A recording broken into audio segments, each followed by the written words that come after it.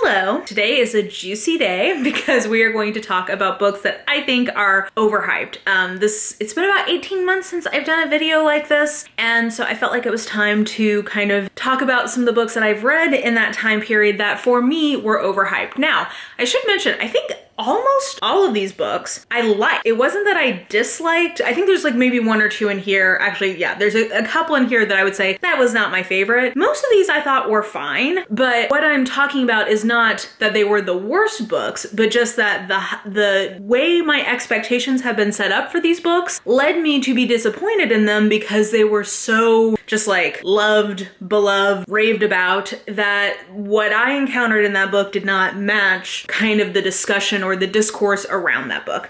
And the other thing is, I should mention, I think different books are hyped for different people, very much based on like who you're following online or who you're talking about books with, or kind of like where you get your bookish news. Because I think some of these probably could be underhyped for other people, or maybe just like, you know, hyped, kind of an appropriate level of hype for them. But for me, the way that these have been built up, I would say my experience with the book did not align with what it seemed like the majority consensus was in my corner of the bookish internet. So with that being said, I'm sure that there's going to be some passionate defenders of these books in the comments. That is totally fine.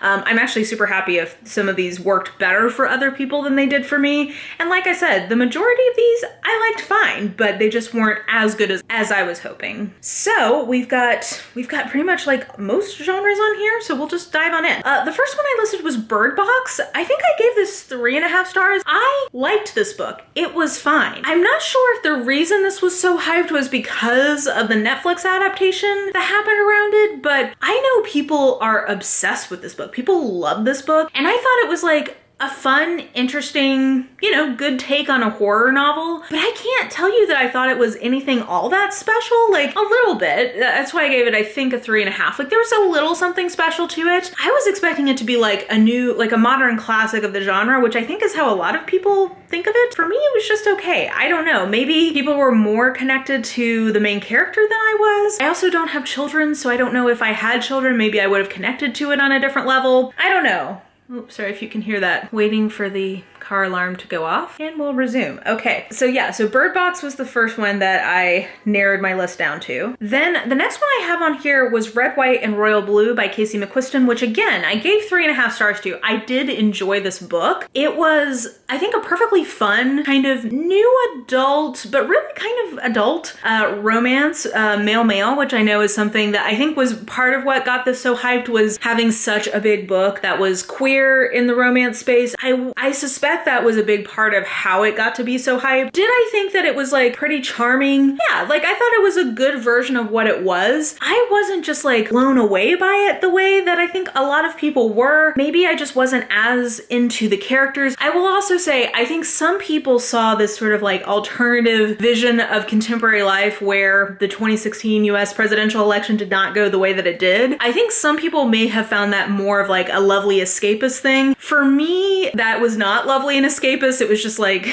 a depressing reminder of the times we were living in when I read it. So maybe that was part of it too. I thought this was totally cute, totally fine, but not that memorable. In fact, right now I'm struggling to remember very many of the plot beats aside from some of the kind of milestones. So for me, it was okay, but I feel like the year it came out, this was just like one of the romances of the year. And in my opinion, that was a really strong year for romance, and I did not feel like Red, White, and Royal Blue was anywhere near the top of the list of romances that I read in that year. My next one is a nonfiction pick, which is Trick Mirror by Gia Tolentino. I think that's her last name, which is a nonfiction essay collection from a writer who had sort of a lot of pre-buzz about her. Like I know it's hard to say this without being a little facetious after the show Girls, but she was sort of kind of seen as like an emerging voice of her generation kind of a thing, maybe like the Didion of the millennials.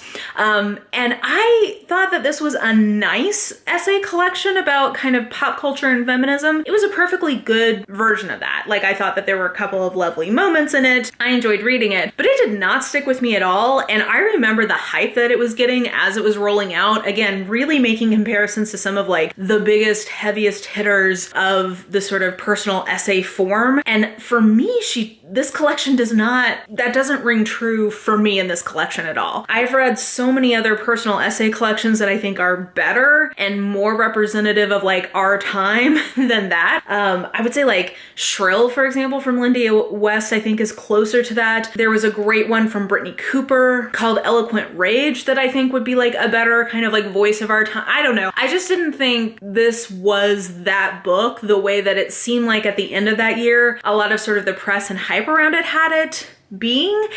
And it is interesting because now all of those outlets that I follow that sort of are into more like literary fiction or like kind of like, you know, serious books, they hardly ever bring that book up anymore. And it doesn't surprise me because I think at the time people wanted it to be a certain kind of book that I just don't know that it actually is. Again, it's good. It's not that it's bad. I just don't think it's gonna like stand the test of time the way people were talking about it. People were talking about it as like an instant modern classic. And for me, I don't think it was that. Ooh, the next two are going to be controversial because they are two very popular YA series here on BookTube. The first is The Diviners by Libba Bray. Again, I gave this 3.5 stars. I think all of these first 5, I gave all of these 3.5 stars, which means I thought they were good. That means it's like a B+ kind of a book. The Diviners, I think, is an interesting take on urban fantasy in a YA with sort of like a gothic mystery or like a horror mystery kind of plot vibe to it. I just felt like this was a book that suffered from having far too many points of view, having some point of views be far more interesting than others. Pacing wise, I wasn't totally sold on it, and it didn't entice me to continue reading. There were things in it that I thought were great and like really shining moments, which is why I gave it kind of that extra half star, because I was like, okay, I do think that there are parts of this that are special, but it didn't make me want to keep going in the series, and it was fine. Like, it was good. I guess I didn't quite know what it was about this that has just like made it such a perennial BookTube favorite. So I don't know. The next one I feel like people are gonna be mad when I say this. I can totally see from this book why people really like it. For me, it just reads so much like a prologue that I couldn't love it the way people set me up to expect to love it. And granted, I do need to read the other half of this duology, and maybe then I will understand its brilliance. But as things stand right now, I think Six of Crows by Leigh Bardugo is pretty overhyped. It does have cool characters in it. It's a cool, like, it checks a lot of the boxes for like, this is cool. However, like I said, to me, the plot in Six of Crows is entirely setting up what I assume is gonna happen in Crooked Kingdom, which to me means Six of Crows itself is not an entirely successful book. So again, maybe I need to read Crooked Kingdom.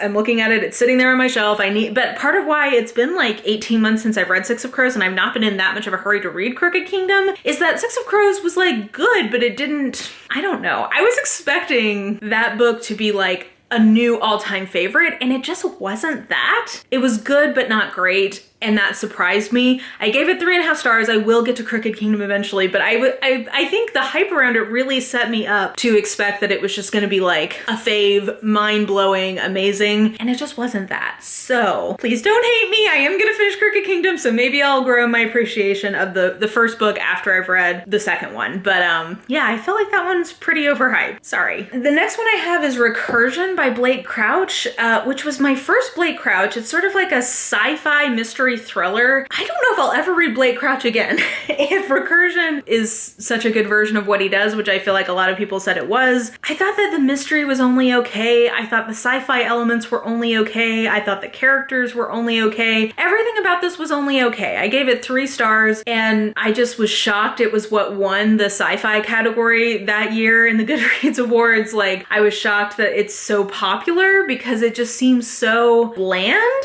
Like my takeaway from it was, if this is the kind of book that is like your comfort read, I can see that maybe it's like, this is just my thing and I just like this. Cause I definitely have books like that, especially in mystery thriller, where it's like, okay, I get that maybe this isn't the best, but I just love this kind of book. So like, this was my thing and I loved it. If that's your situation with recursion / Blade Crouch, I can get why maybe you just love this, but it just seems so aggressively mediocre to me that I was shocked that it's as popular as it is. Okay, the next one, I think this is the other one that's gonna be, I guess, controversial, but I feel like I've made my feelings about this kind of known at this point. The Final Empire by Brandon Sanderson. This is good. I think I gave this 3.5, maybe I landed on 3.5 stars. This is a good book. I had a good time in this. This is a solid, just kind of light, fun version of a fantasy, like a high fantasy kind of book. I did not like the character of what's his name, Kelsier. I didn't like the whole plot with Kelsier, so that may have just like dinged things down for me in general, where some people love that. I did like that. To me,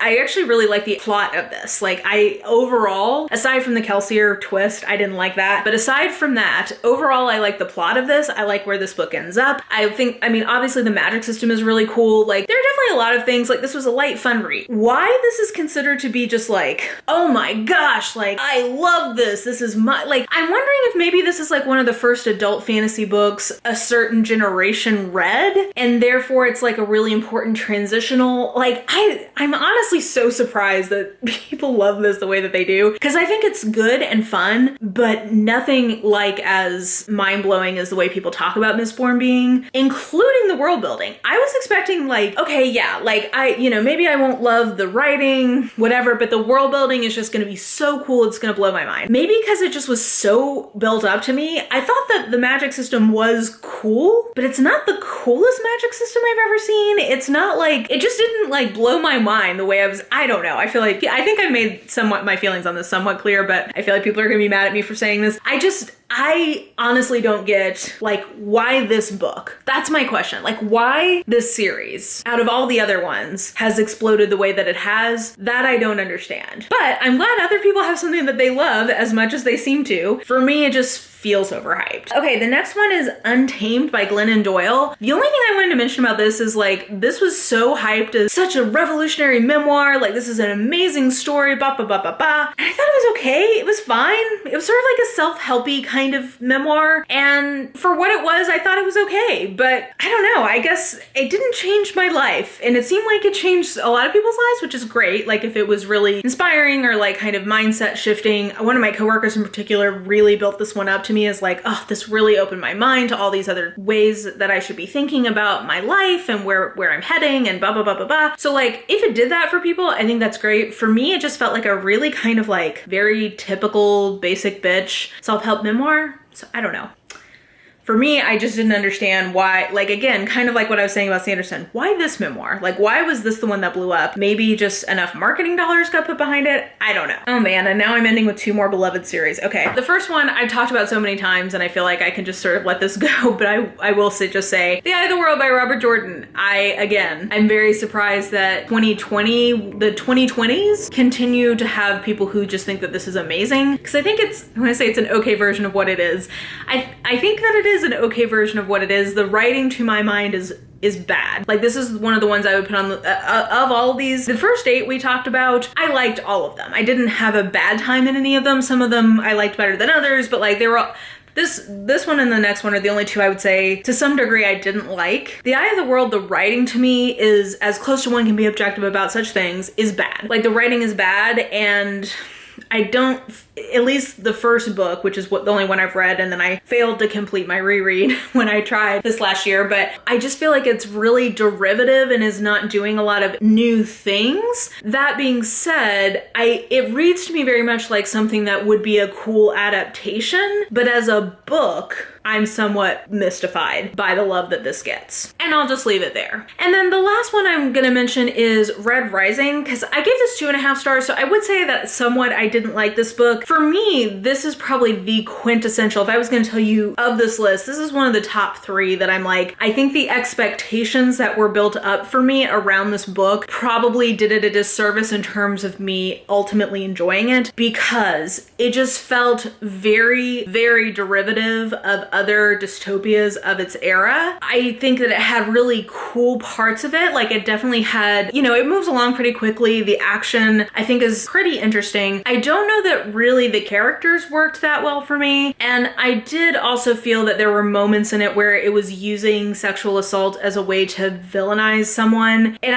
I tend to find that kind of a lazy move. It wasn't like, it didn't ruin the book for me, but I think it's what took me from sort of being at a 3 of like, this is okay, this like is meeting my expectations, to kind of knocking it down a little bit. And it didn't entice me to continue. But people talk about this series like it is just like the end all be all. I have heard from several people that the next book get a lot better, but this particular book just really didn't connect with me in the way that I honestly was expecting it to. I was expecting it to be like a 5-star, maybe not 5-star, but at least like a 4.5 star kind of read, and it just wasn't. So yeah, in terms of just having a book, I think the hype impact my experience of the actual book. I would say it was definitely kind of in the top end of this list of maybe if I'd gone in with lower expectations, I would have liked it better. I don't know. So yeah, those are the 10 books in the last 18-ish months that for me were the most overhyped. And again, I think it's pretty clear from the way I was talking about these, most of these I actually liked pretty well, but I think the buzz around them kind of dinged down my impression of them in retrospect because I was expecting them to be better than they ended up being. And so yeah, I did this one, and then I think I am gonna do the 2 follow-ups I did last time I did this video, which is one where things are just like correctly hyped, things that were hyped to me and I was like, yes, this deserved the amount of hype it got, I get it. And then I'm also gonna do an underhyped video of books that I'm like, why does this not get more love? Like this is so good and I feel like not enough people are talking about them. So I'll do those later, but definitely let me know what you thought of any of the books I talked about. I know I hit on some very loved books, so I totally understand if you need to just sort of be like, ah, I love that. Like, I get it. I'm so glad that you liked it more than I did, or that you're not even liked it better, but just that you connected with it in a way that you don't feel like it's overhyped. I think that's great. So you can let me know that in the comments. And yeah, I think that will do it for me. So if you enjoyed this video, please like, subscribe, follow me on the social medias if you are so inclined. I have all that information listed in the description box below, and I will just talk to you soon. Bye.